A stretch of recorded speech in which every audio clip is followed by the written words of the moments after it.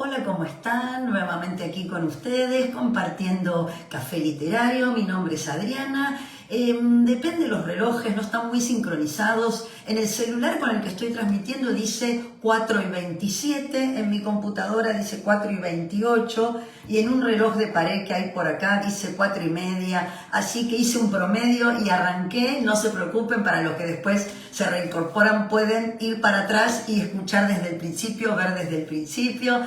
Bueno, un enorme placer nuevamente estar con ustedes. 4 de junio 2025, acá en la ciudad de Buenos Aires, un día bastante nubladito y fresquito, ideal para charlar sobre literatura, para compartir textos y también para recuperar algunos temas que han quedado dando vueltas. Este es un taller que muchas veces abre muchas ventanas sobre distintas temáticas y van quedando ahí y me gusta retomar.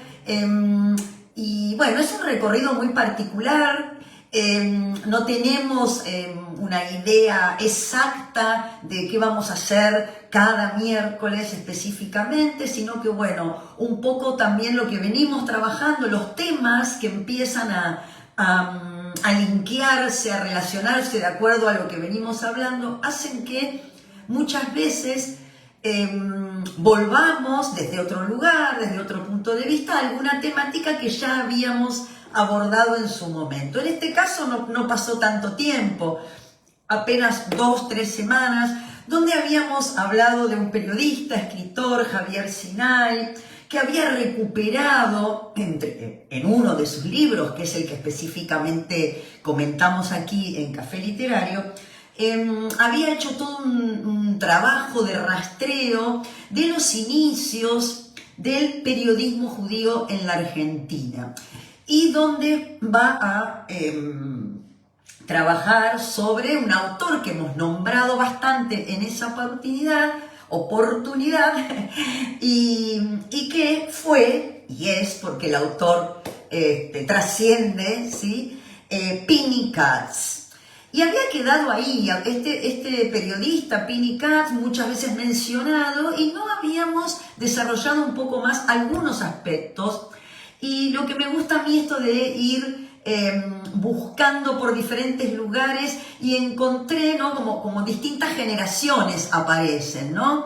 Javier Sinay, Pini Katz, que claramente no es contemporáneo, entendiendo en estos últimos, no es del siglo XXI, y una periodista, más que periodista, ahora vamos a ver exactamente de qué se ocupa, en una institución muy importante, trae una nota muy interesante, por eso ahí la confusión con el periodismo. En realidad ahora les voy a contar quién es y cuál es su formación. Vamos a saludar, sí, vamos a saludar, como siempre es tradición en este espacio, saludar a las primeras personas que se conectan. Una es Marta y la otra es Adriana Sichak y Marta Rosso. Muy buenas tardes, al menos acá en Buenos Aires son muy buenas tardes, y agradecerles que estén ahí en el directo. Como siempre les digo, me siento más acompañada. Y no estoy simplemente hablándole a una pantalla, sino que sé que ustedes están ahí. Así que muchísimas gracias por acompañarme y por hacérmelo saber en el chat. Muchas gracias. Entonces, hago esta pequeña intro para aquellos que a lo mejor no se acuerdan lo que vimos hace 2 miércoles, o simplemente no lo vieron, no lo escucharon. Lo pueden encontrar, pueden verlo en YouTube también, que están como más ordenaditos. Y pueden ir a buscar el título, lo van a ver, Javier Sinay, Apuntes para la historia del periodismo judío en la Argentina, Pini Katz. El libro fue publicado en Yiddish, ¿sí? En su momento, en 1929, ¿sí? Para ubicarnos en el espacio y en el tiempo. Y como lo plantea ya desde el título, los orígenes del periodismo judío en la Argentina. Y que, por supuesto, como suele suceder cuando revisitamos textos o cuando aparecen, se reeditan textos, adquieren distintos significados hoy, ¿no? Entonces es interesante y esto me parece que pasa en la lectura en general, por eso es tan recomendable muchas veces releer ciertos textos, ya sean novelas, ya sean ensayos, libros de historia, no importa qué, porque bueno, cambian los tiempos y también nuestra mirada como lectores, así que me parece que ahí también la invitación a... No digo que todo te merezca una relectura, va a depender mucho de cómo son tus rutinas, de cuáles son tus intereses, por supuesto, hay muchas cuestiones que tienen que ver con lo personal, pero siempre es un muy buen ejercicio, ¿sí? Desde el punto de vista cognitivo, si querés, funcional, neuronal, pero también para comprender un poco mejor a veces el presente, ¿sí? Que se nos hace a veces tan difícil, tan fragmentado, tan vertiginoso, ¿no? Donde a veces parecería que faltan las palabras. Bueno, leer historia, leer ciertas novelas, ¿sí? que como objetivo principal no tienen un planteo y una rigurosidad histórica, pero que sí van a dar cuenta de fenómenos sociales, políticos, económicos, guerras, que de alguna manera nos pueden dar elementos para poder analizar las situaciones que nos afectan a diario, ¿sí? Y que afectan nuestras vidas, ¿sí? Nuestro presente. Entonces, desde ese lugar me interesa compartir ese entusiasmo, si esto fuera posible, ¿no? El entusiasmo me parece que es lindo tenerlo, pero también contagiarlo, en este caso es contagiar algo bueno, que es ampliar la visión, porque a veces hay tanta información, ¿no? La tecnología, que ustedes saben que yo la defiendo mucho en muchos aspectos, porque, bueno, permite acceder a muchas cosas.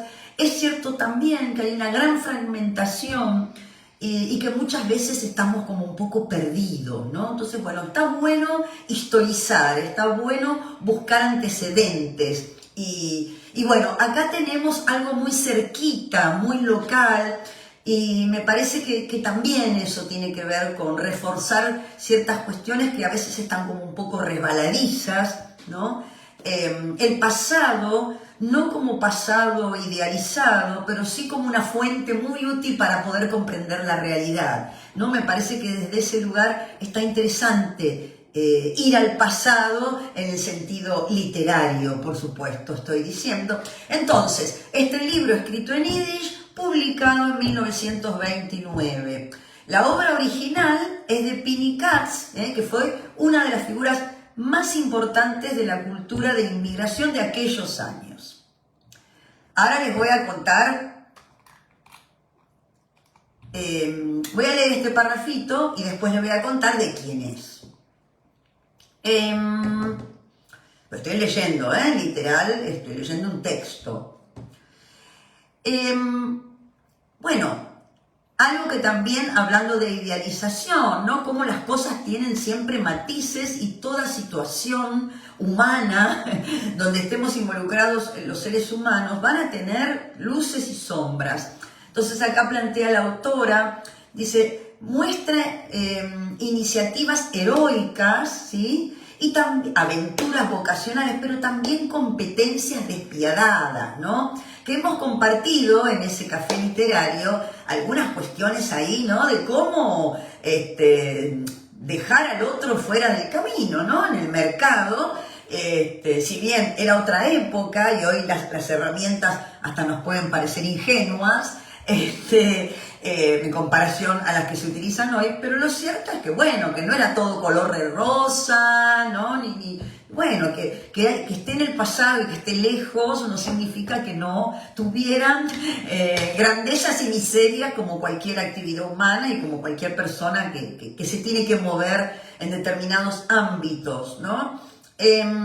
Había competencias despiadadas, miserias personales en torno a un oficio, estamos hablando por supuesto del oficio del periodista, en permanente desarrollo. Hola Berta, ¿qué tal? Presente, acá también Berta presente. Entonces, en un oficio muy controvertido desde el vamos, siempre lo fue, ¿no? Por supuesto. Hay distintos recursos que hoy hacen que el periodismo pueda contar con elementos distintos a 1929. Ahora, la manipulación, esto había surgido la vez pasada también en el taller presencial. Veníamos hablando de otra cosa, como suele suceder en el taller, y una idea va llevando a la otra, lo cual me gusta porque hay un gran intercambio grupal de ideas. Aparecía esta idea de, bueno, que llega un momento que ya no sabés qué es verdad, qué no es verdad. Y bueno, de alguna manera como adultos, ¿no? Partir de esa premisa que tal vez uno no... Esa verdad no es que está ahí esperándonos, sino que hay que construirla, y bueno, y a veces también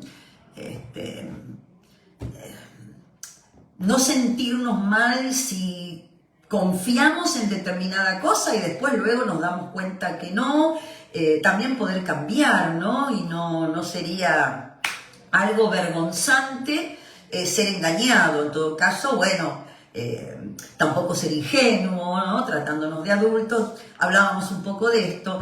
Y acá este documento, este texto que estoy compartiendo con ustedes, habla también de eso, que ya en esas épocas había competencia feroz, había quienes hacían honor a su oficio y los que no tanto, no es algo propio, ¿no? Por eso digo que la historia es interesante, porque también nos ayuda a pensar y relativizar ciertas cuestiones que creemos propias del momento que vivimos. Claro, por supuesto, uno primero ve lo que le toca a diario, lo que le afecta a su cotidianeidad, pero hay hechos, hay antecedentes, nada sucede de golpe sin que otras cosas hayan estado antes. Entonces me parece que ahí también es interesante revalorizar la historia en ese sentido, y las historias, ¿no? No solamente la historia, la que se estudia, la que se enseña, la que se escribe con mayúscula, sino también esas historias que circulan muchas veces en los textos. Que tal vez son historias más chiquitas, no son historias tan totalizadoras, pero que dan cuenta de muchas cosas. Un oficio cambiante, por supuesto, ¿no? Todos lo son, pero el periodismo creo que en eso se lleva a la cabeza. Dice, sobre este texto, que también es una sucesión de crónicas, también estuvimos hablando en algunos momentos sobre... en algún momento sobre el género crónica, hablamos también de este género tan particular, refiriéndonos a Leila Guerriero, que no es la única, pero es una gran representante en este momento del género, que es la crónica narrativa o el periodismo narrativo, ¿sí? Donde, bueno, vamos a tomar distintos recursos, tanto del periodismo más convencional, si se quiere, más formal, y de la literatura ficcional, ¿sí? Esto también tiene que ver, ¿no?, con el poder contar en un lenguaje poético por momentos, o sea, bello me refiero cuando digo poético, no es que esté en verso, poder dar cuenta de algunas cuestiones de que no existe, ¿no?, ponerse por fuera del todo de lo que se está contando, ¿no?, cómo se involucra a quien cuenta, y investigación, por supuesto, ¿no? Ir a documentarse, buscar materiales, recuperar aquellas cosas que tal vez quedaron a un costado. Hola, entonces acá tengo también, ahí se me fue el chat para abajo, hasta Berta, bien, ahí veo. Importante ubicarnos en época. Entonces, esta sucesión de crónicas de una Buenos Aires, bueno, muy distinta a la que tenemos hoy, otra vez. Quizás algunas cuestiones hasta podemos anhelar haber conocido, y otras les puedo asegurar que no nos hubiese gustado nada haber vivido en ella, ¿no? En esta idea de tratar de no caer en la cosa nostálgica, de que todo tiempo pasado fue mejor, sino al contrario, visitar el pasado para poder problematizar, ponerle realidad, ¿no? Darle espesor a ese pasado, que si no aparece ahí como algo estático, perdón, maravilloso, y que hemos perdido, porque ya, como todos sabemos, el pasado es. Bueno, cuando visitamos estos textos vemos que es bastante relativa esa solidez y esa sola cosa, sino que siempre hubo matices, contradicciones, cosas que quedaron en el misterio, cosas que quedaron en el olvido y cosas que se perdieron. Una Buenos Aires, en esa época, estamos hablando, reitero, de 1929, y más específicamente hablando de la comunidad judía, en la que convivían sionistas, anarquistas, socialistas y colonos. Javier Sinay, como habíamos mencionado antes, autor de Los crímenes de Moisés Ville, resignifica y rescata, ¿sí?, la trascendencia de esos hechos y de sus protagonistas. Aquella atávica caja de letras, que bueno, si buscan ahí en el listado de Café Literario, van a ver que se llama Caja de Letras, los programitas que hemos hecho, los talleres, y donde guarda historias Pini Katz. Pini Katz había nacido en Grosulov, en el Imperio Ruso, allá por 1881 y falleció en Buenos Aires en 1959. Estamos hablando de Pini Katz, ¿sí? Escritor, periodista, traductor y activista político. Se convirtió en una de las figuras más importantes de la cultura judeo-argentina de la primera mitad del siglo XX. Y esto, que en realidad este texto es muy cortito, lo encontré visitando la página de ICUF, la Federación de Entidades Culturales Judías de la Argentina. La nota se llama sobre Pini Katz y la autora es Nerina Visakovsky. Nerina Visakovsky es doctora en Educación de la Facultad de Filosofía y Letras de la Universidad de Buenos Aires, es investigadora del CONICET y profesora adjunta de Política Educativa de la Escuela de Política y Gobierno de la Universidad Nacional de San Martín. No solamente, por supuesto, ha investigado sobre Pini Katz, sino también mucho sobre todo el patrimonio cultural de la comunidad judía, fundamentalmente del sector de izquierda en ese momento de la comunidad judía, ¿sí?, o llamados de izquierda. Además, la doctora Nerina Visakovsky es directora del Centro Documental y Biblioteca que se llama Pini Katz, en homenaje a Pini Katz, por supuesto. Es interesante esto, ¿no? Volver a ponerle otra vueltita a ese mismo tema desde esta mirada que trasciende ya la de Javier Sinay, no porque sea más importante, pero digamos, si tuviésemos que hacer un árbol, digamos, un esquema, podríamos decir que habíamos arrancado nosotros en el taller a partir de Javier Sinay y que después nos fuimos a Pini Katz y también volvemos, Pini Katz es como ahí, Pini Katz es la unión de alguna manera, lo que nos lleva a articular distintos representantes culturales, ¿sí? Y ella se va a explayar en esta nota. Les recomiendo que visiten la página, a quienes les gusta seguir buscando, ¿sí? ICUF, I-C-U-F.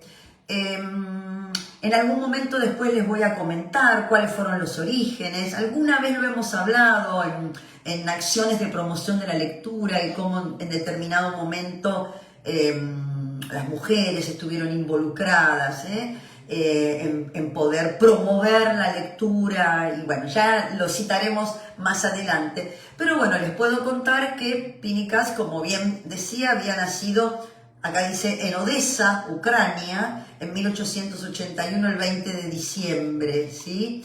Ustedes saben que además no es tan raro que pueda haber diferencias en las fechas de nacimientos y en las ciudades, porque cuanto más atrás nos vamos, las personas no se inscribían en forma automática, no tenían un QR y ya salían con la partida de nacimiento, ¿no? Entonces, digamos, había muchas cuestiones, ni hablar en épocas de guerra, donde, bueno, en los documentos, era bastante común que una persona tuviera más de un documento, incluso con diferentes, escritos o apellidos de diferente manera, con diferentes nombres y con diferentes fechas. Hoy nos parece ciencia ficción, ¿no? O una película de espionaje. Bueno, no hace falta ser un personaje de espionaje en ese contexto para tener más de un documento de identidad. En Odessa estudia desde muy joven y empieza a activar en los círculos socialistas del Partido Obrero Judío Bund, ¿sí? En 1897. Después del fracasado levantamiento obrero en Rusia de 1905, va a emigrar a la Argentina.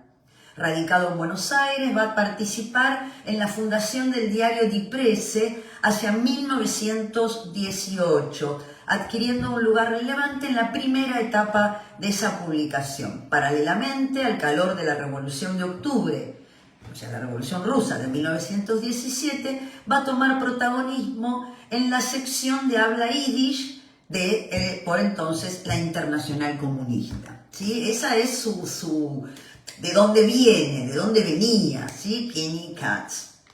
Entre 1933 y 1943 va a trabajar incansablemente en la dirección de la Organización Popular contra el Fascismo y el Antisemitismo, con la estrecha colaboración de sus camaradas en Santa Fe, Mina Friedman Rueter y Simón Gordon.